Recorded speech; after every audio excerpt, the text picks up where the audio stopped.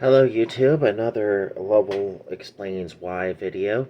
And this one I'm going to explain why energy dominance, not just independence, is critical to everybody. I'm going to use this by citing personal example of when I was going back and forth to the Walmart distribution center in Mount Crawford from my hometown of Buena Vista. If I was to do that at this particular juncture, splitting the difference between my truck and my car, I would have to put 21 gallons of fuel in my vehicles every week in order to be able to keep doing this.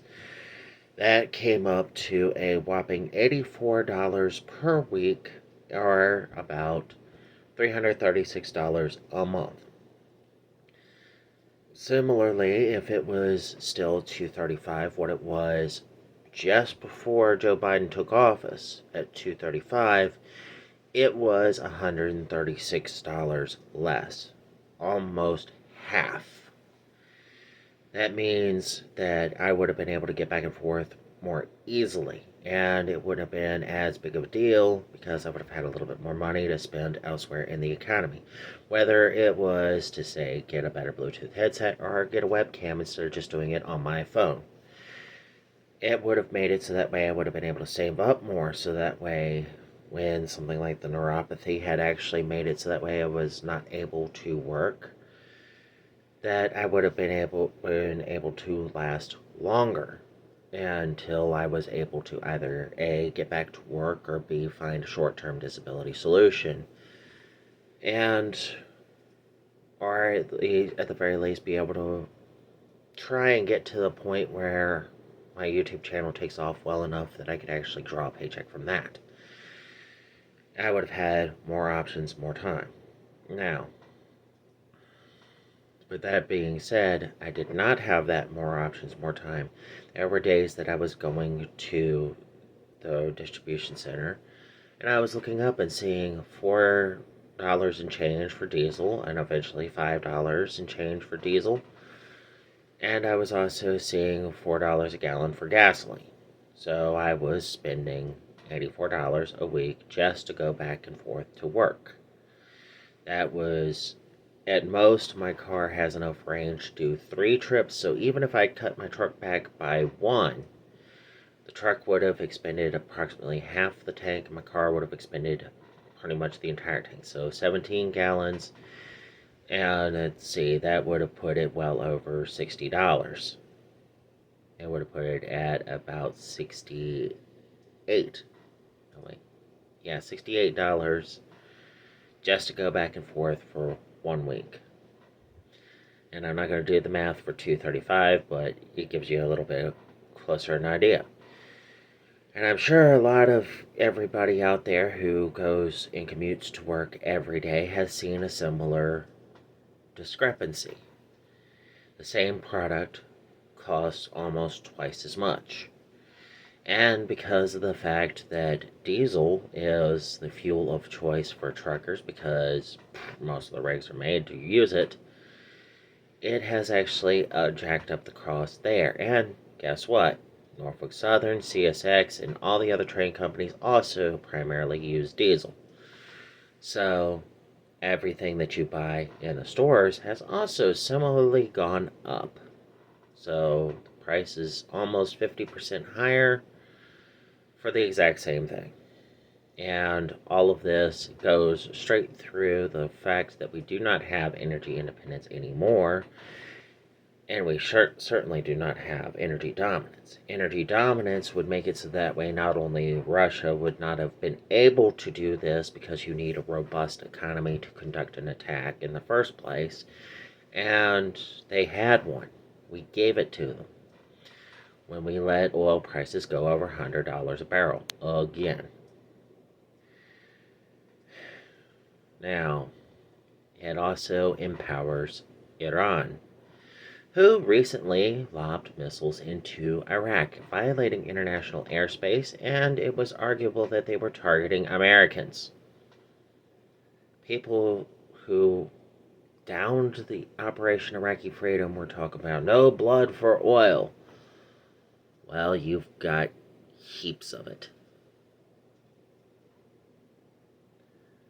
It's like, there's no sense in this. Yeah, it's like we need energy independence again, preferably energy dominance, so that way we can dictate the production of oil. Where if Russia steps out of line again, we can just increase production and drown their economy in problems. The same with the Iranians. Venezuela is also on that list. Saudi Arabia, they've been a valuable ally to us before. However, they do have issues that we definitely want straightened out. And if we're dictating oil prices, we can actually tell them, hey, we want the following things changed. And if we do it as independently, each country, we independently arrange a deal with each one of them. If one of them who's not an oil producer, say China, steps out of line like they're threatening to do with Taiwan, we could just cut off the tap to them and just them. We could just say, we're not going to give you any more. Good luck finding it somewhere else. And in that point, their economy suffers. Their ability to attack Taiwan has just been hindered. Then you don't have blood for oil because they're not going to actually be able to attack Taiwan. They're not going to be able to start another skirmish with the Indian forces where they have a border dispute there. They're not going to harass the Japanese over the Ryukyu Islands, which includes Okinawa. And they are not going to continue to dispute Vladivostok with Russia. It's like these things can be taken care of without fighting. As Sun Tzu described, and I'm going to quote The Art of War, "To fight and conquer in all your battles is not supreme excellence. Supreme excellence consists in breaking the enemy's resistance without fighting." We have the option to exercise supreme excellence. It is a very good idea for national security. We aren't going to have to fret and worry about World War III. There won't be any blood for oil. And at the same time, it economically helps us because we are going to be creating good jobs, long-term, well-paying jobs, and we're going to be able to actually make it so that way everybody who doesn't have said jobs are going to be able to live easier because, let's face it, $2.35 a gallon, that's a lot easier to handle. And where I saw it maxed out at like $4.29 here in Virginia. $2.35 was the national average, so here in Virginia, we were a little bit lower than that. It was probably closer to $2.15. Far, far more manageable. And what we actually saw was pretty much a double at that point. So, with that being said, even if you're environmentally sound, like I've said, but or environmentally minded, why would we want to bring it from Saudi Arabia, almost 8,000 miles away, through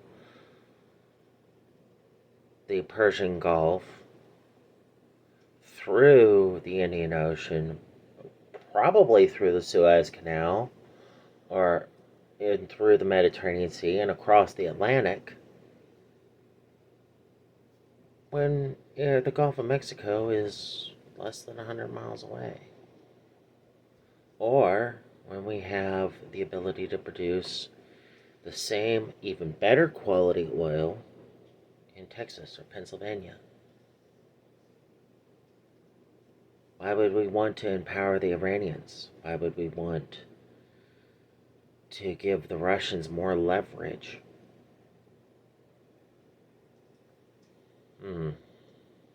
Definitely something to think about.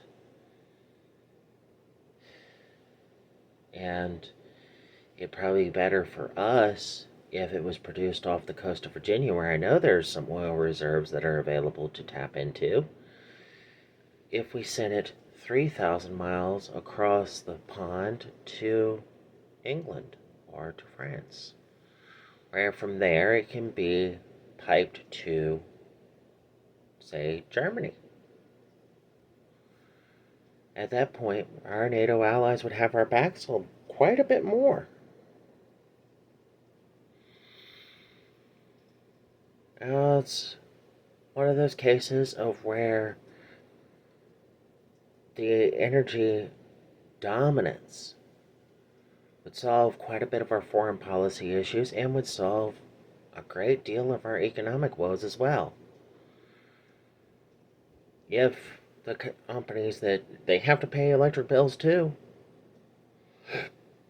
if they're spending that much more money on electricity, where does that leave the money that they are going to pay to their people?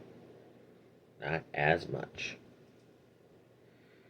They have orders to fill, but not if it's going to cost them an arm and a leg.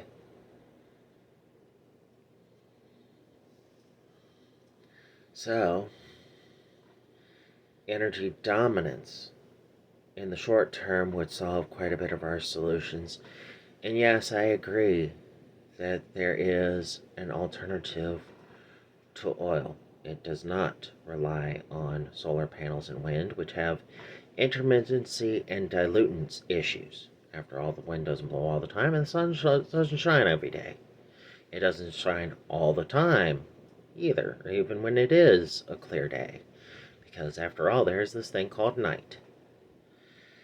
So there are times where the wind turbines and the solar panels are generating nothing. And that creates a gap. A major one. And then, on top of that, not only does it create a gap, a major one that cannot be overcome by any known method,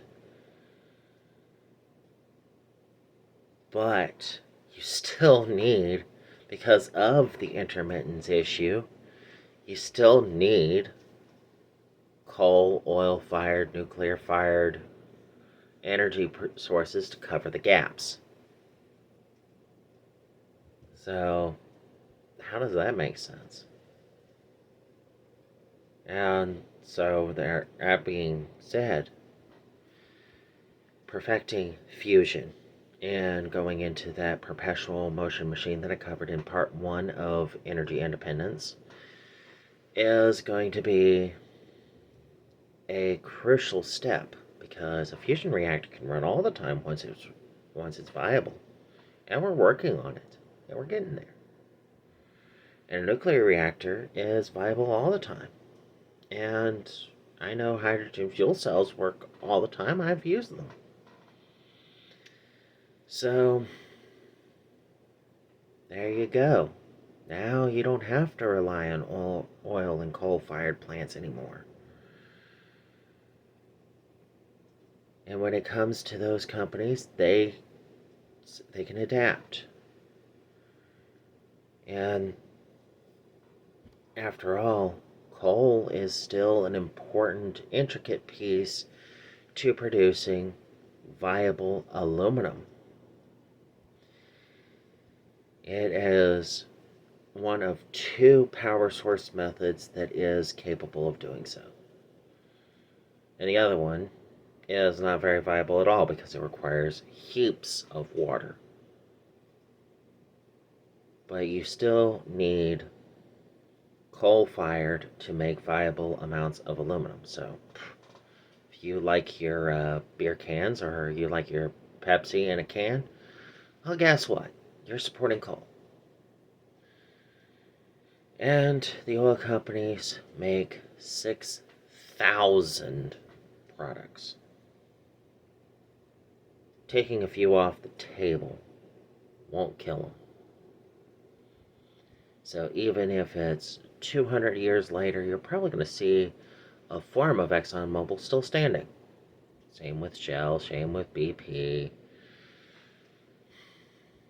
And they will still find uses for their product. But changes in production will not harm us nearly as badly. So those people that have good jobs, we'll still continue to have them. And we'll still have reduced our environmental impact with cleaner jobs. All by following that little formula that I laid out in part 1 of this video series. Now, maybe one day they'll be able to make it so that way a fusion reactor can be the primary fuel source in your car, and it'll be Back to the Future too. Have a Mr. Fusion. Well, unfortunately, 2015 came and went, and I still haven't seen a single flying car. Dagnabbit. So, energy dominance is crucial for the short term, long term, and can also provide us a multi-century future. After all, it can unlock the possibility of fusion being a viable fuel source, to being a viable energy source. And until then, this has been Lovell Hawes. Those of you who watch my videos, this has been great. I appreciate all the views I've gotten so far. I'm almost over 200 views. I have 100 unique viewers, so a good chunk of you have been watching on average 2 of my videos, and I thoroughly appreciate that. And I would prefer that I gain a few more subscribers. I only have 4. But I appreciate all 4 of you. Now, you guys have yourself a good day, and I will talk to you next time.